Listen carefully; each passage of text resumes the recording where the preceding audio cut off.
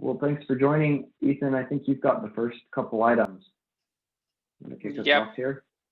The first one is really just an FYI. Last quarter, there's a couple of projects that are newer that we didn't complete, but last quarter we had as like a KR to integrate all of the secure products into repos as appropriate, depending on where they fit, and we got that done. This quarter, our new guy Michael is going to he's working on getting secret detection in since it was split out. So we have pretty good coverage and about 15 to 20 repos that feed directly into Omnibus with all of the secure products in them. So that's just a heads up there. The second one is Package Hunter, which is a project that Dennis has been working on to do dynamic malicious dependency detection when a new dependency is introduced into a pipeline. I've linked a number of things. The main link there is his KR issue for the quarter. But what he did last quarter was he was able to integrate it into the pipeline, so it runs on master now, and actually feeds the data into the dashboard as dependency scanning unknown right now. This is just a really cool thing that he's been working on. It extends our current dependency scanning, and that it allows you to identify, new packages that might have been taken over or something like that. This quarter, he's really working on proving out and validating that, this will help catch things. The latest package that was released, the Twilio NPM package, it would have caught that if we had tried to install the package at the time. So it's not quite like operational product readiness state yet, but I did want to bring it to your attention because it can be a differentiator for GitLab. There aren't too many products out there that are doing real-time analysis of dependencies to identify them. So I just wanted to get that in front of you and answer any questions you might have now if you have some. Dennis did give a demo Monday. Olivier from Composition Analysis, he was there and asked some questions and stuff, so he's looking at it a little bit. The demo also shows like how it runs and stuff like that. So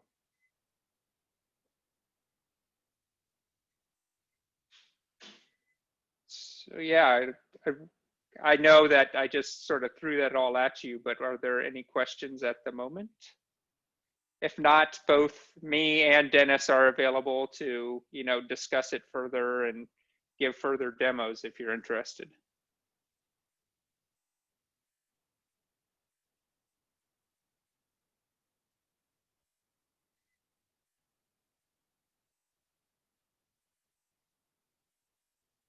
I mean, once you've got it full operational, I think that's going to be fun.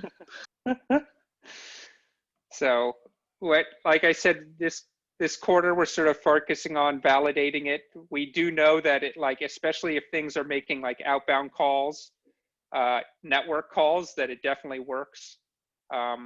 It really, it focuses on things that are run at like install time. So either like pre or post install scripts. So if it has some tricky magic in it that only runs in certain environments, under certain conditions, then that would fall back to the protect stage in the real-time analysis. But this is really to help identify things before they get to a production or an environment at all. So yeah. Cool. Well, Philippe, do you want to jump in on the next point? Actually, before we get to the next point, just a quick question. Did you, have you talked with the Dependency Proxy team at all? Because it sounds like this technology that you're working on would fit really well into that solution. We have not. That's a good idea. I hadn't thought of that. Yeah, I would just boop them because I don't think they've Okay. gotten far in that work yet. So they may be able to like take that once you've got it a little more wrapped up, take it and run with it. Okay. Yeah, we've talked about different ways with Philippe about different ways that it might be productized. Like right now, it's just sort of run in a pipeline as just another job. But you know, Philippe has talked a little bit about like just having a backend service that monitors the dependency repos and has a database of this sort of stuff, you know, maybe using that. So yeah, I'll reach out to Dependency Proxy as well.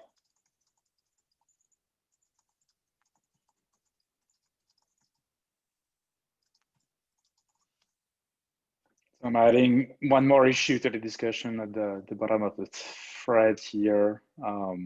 We are discussing of also using what we use for container security in Protect, aka Falco, to automatically monitor the behavior of the containers that we're going to push to production.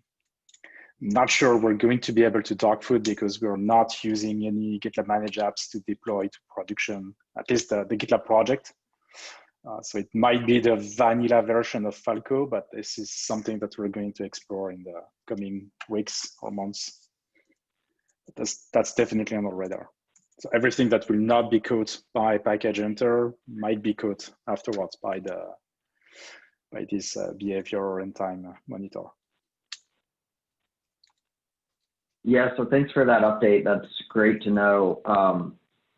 I'm wondering if this would be a good place to dog food the approach where we just provide security in the cluster.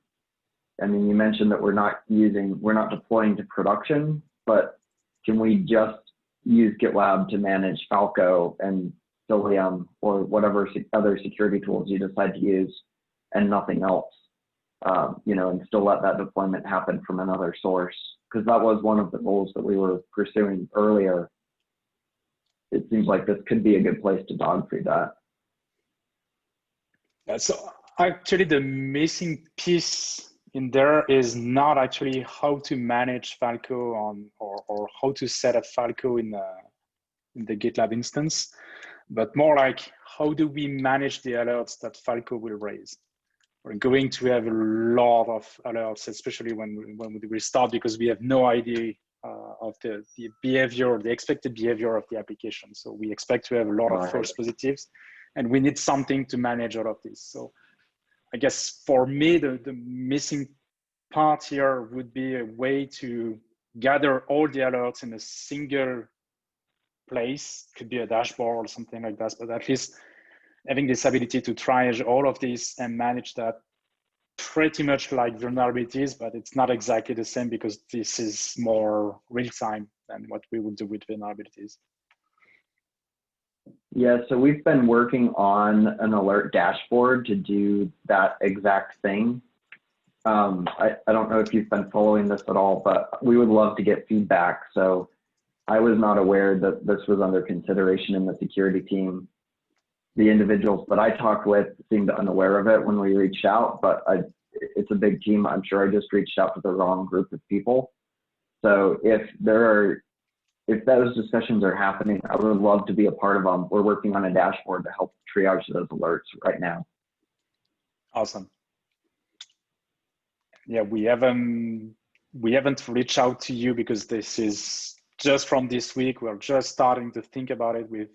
I personally thought it was more for the CIOT team, so the previous security operations team, but apparently it's going to fall under AppSec.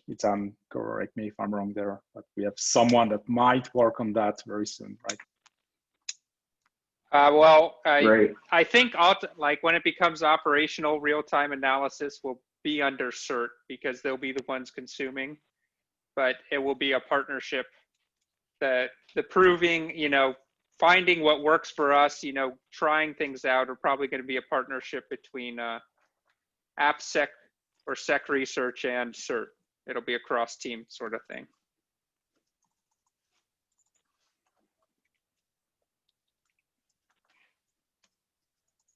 Okay, great. Well, as soon as you have individuals that are, whoever's thinking about that, and if they can share feedback on that alert dashboard, we would love to hear it.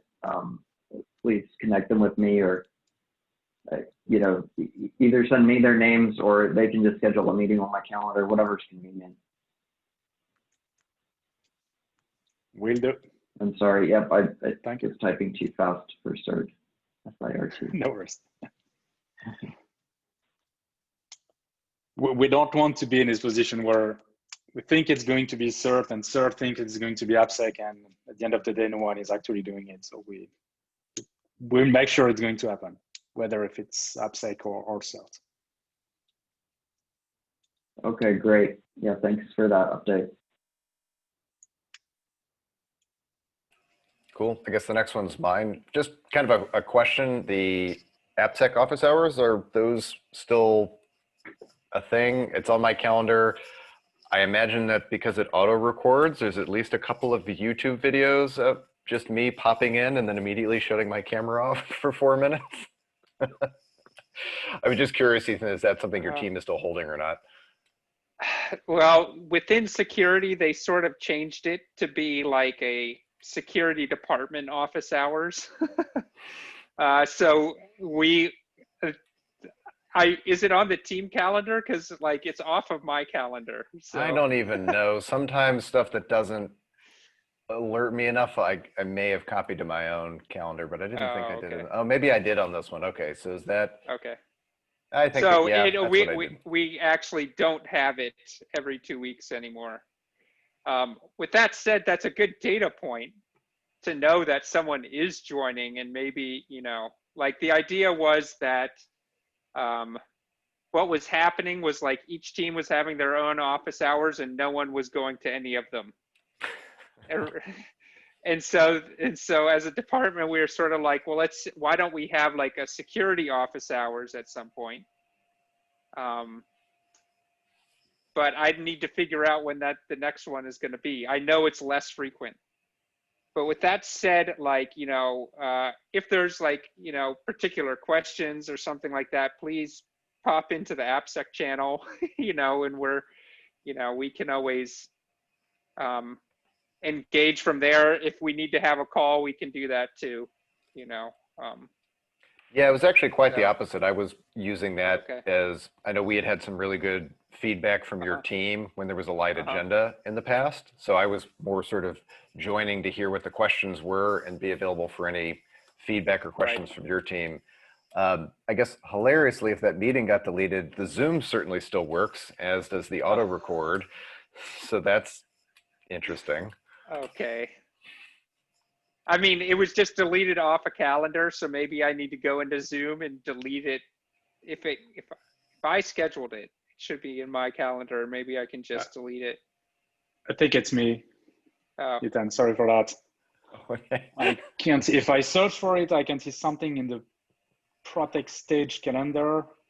So it's probably a duplicate of the original one, but I can't delete it, and I'm sorry for that. Oh. So if someone can do that, that you shared shows the Protect stage calendar. I can try to delete that. Yeah, I don't have access to this one anymore. Our calendar is so hard. Yeah, right. Yeah, in this case, it's even more confusing. I think I have access. We have the Protect calendar and we have the Threat Management calendar. So I never know which one is the one that we should use.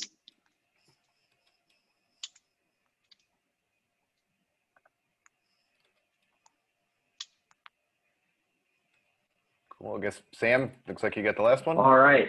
So yeah, this is a lower priority and it's only a subset of the people here. So if you want to drop off, feel free to. But Ethan and Philippe, I just wanted to run this by you. This is a discussion that Matt and I have been having for a while, and figured it wouldn't hurt to get your input on this. Right now, there are kind of, when we think about vulnerabilities and findings, most of what we do in GitLab today are application vulnerabilities where they're actually in the code in some way, shape, or form.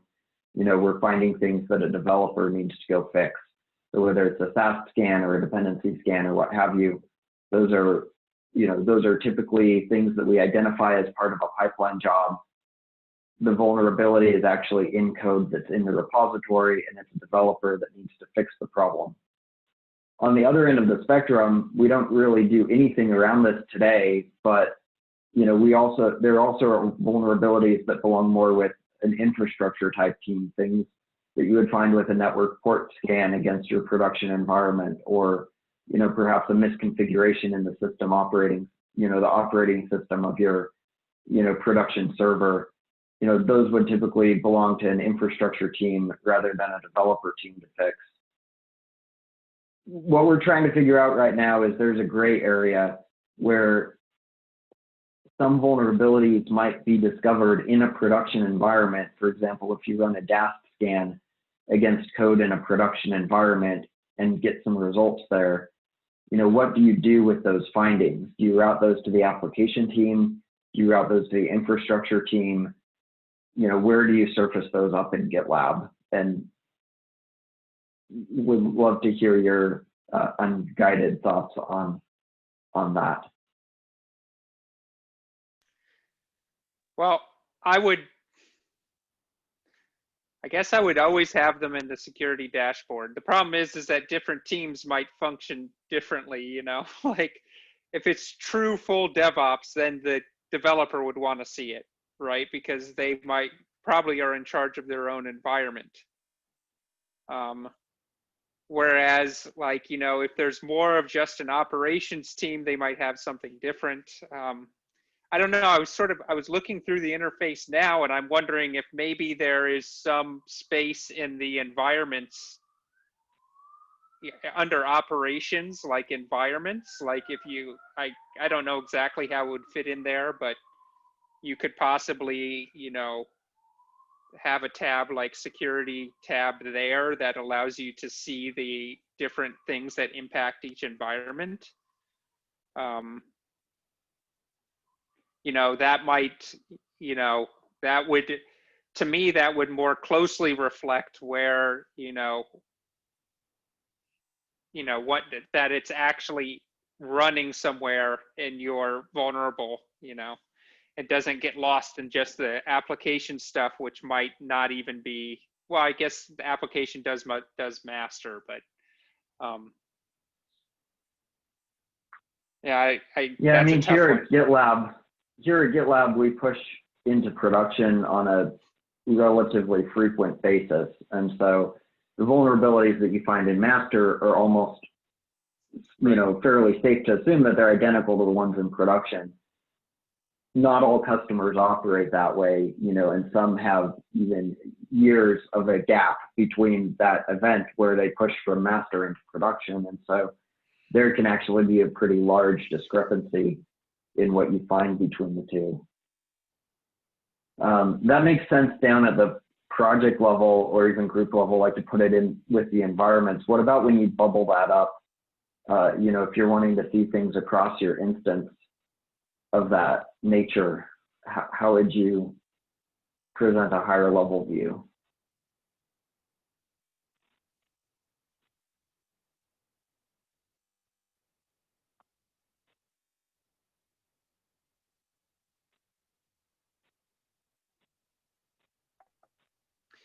So you'd have your instance dashboard probably.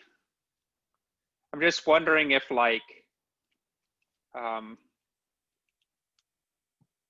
do I have access to an instance dashboard on GitLab.com being not, yeah, I do, right? It's not what you think. Yeah. The instance dashboard is not aggregating everything from the groups. It's something different. It was also, and it's probably my fault, poorly named. It's not actually at the instance level, it's at the root group. So you should have the thing where you go to the more menu in security at the top. That's what you're saying. Right. Oh, okay. Oh yeah, and then you add projects and everything. Yeah. Yeah. So technically, you should have access to any group or project that you would have purview to from that level. So in theory, you could roll everything up if you had access to all of it.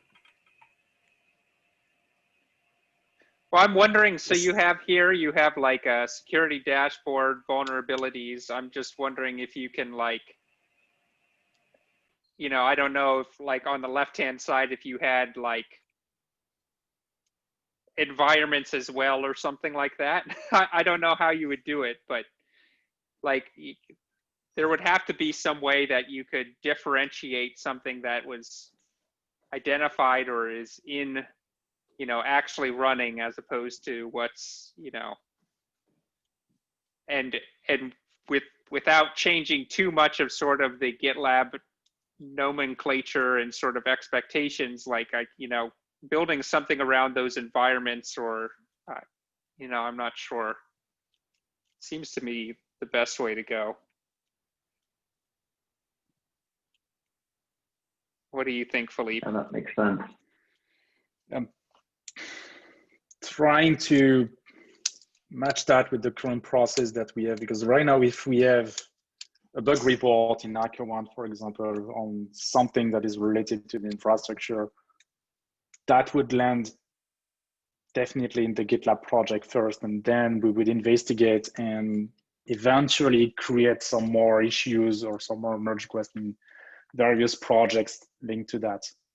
But we always link, even if it's related to a specific environment, especially production, we always want to link that to a portion of code or at least a project. So it's never something that will lie somewhere without any connection to what we're doing. Even if it's a port that is open, that is not supposed to be open, then we will find the Terraform project or maybe the Chef portion of code that would open that port, and we will open an issue to fix that. So at the end of the day, we always have an issue or a vulnerability for that. We would like to have a vulnerability all the time.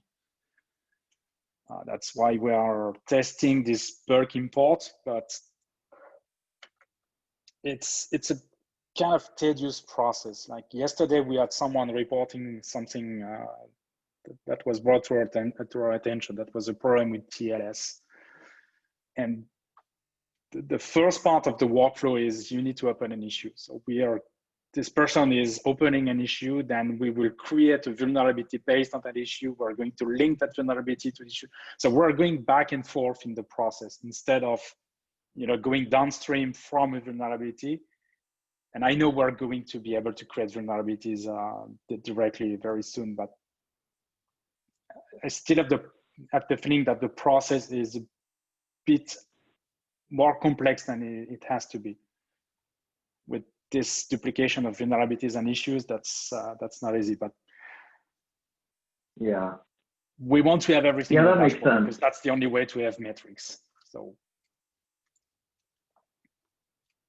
Yeah, that makes sense. I mean, as soon as you start scanning production environments, though, you know, there's always a chance that the code for whatever you're scanning does not reside in GitLab. You know, the application could have been deployed through GitLab, or could just, you know, there's a myriad of ways that application could have ended up in production the way it is. Could even, you know, come from GitLab, you know, 3 years ago, and GitLab's code has evolved. And so it's really, you know, technically it might point back at a 3-year-old commit that, you know, was in GitLab. It gets really tricky to map that back. You know, you can make good educated guesses if things are tied up, but you can always associate it back with an environment, because that's how we would have access to the environment in the first place to scan it. But it becomes really tricky to start tying that back to the actual code in GitLab. But you're implying that the different environments might have a different security posture, which is generally not the case because they are sharing the same configurations exactly. So if you spot something on staging, I mean, you should probably spot that on production. The only difference would be the code version that you're running. So you might spot something a bit earlier on staging, but do we want to create something that complex in the process? At least for us, I'm not sure. For our customers, I don't know how many different environments they are using. For us, the staging environment might even disappear in a few years. We have review apps, so we are doing continuous deployment. So what's the point of having a staging environment? It's not relevant anymore. Yeah, that makes sense. Well, I know we're coming up on time. Thanks for your feedback in that area. We're trying to work through it. Right now, we're leaning towards some sort of a tabbed approach, probably, where we separate out the vulnerabilities that came from production versus the vulnerabilities that came from your repository. But we're working through it right now. So thanks for that input. I appreciate it. Of course. Ethan, you seem skeptical. No, I'm just thinking about it. It's something I hadn't thought about before. So, I mean, yeah, I guess that would be one way of doing it, just like differentiating by tool. You know, so if a tool only runs in the environment, then you could have like operational security tools and, you know, development security tools or something like that would also help. Just Sure. So there was. But some things are going to be shared across both. Your container scanning, your DAST scans, your fuzzing scans can all be run in a production environment. You know, they can be run inside Kubernetes just as well as they can run against what's in your repository. And so anyway, we're working through it. Appreciate your feedback on that. And if you have more thoughts, I would love to connect on it some more. Okay. Absolutely. Well, thanks everyone. I appreciate it. Thank you. Thank you all. Have a great day. Oops. Bye-bye. Ciao.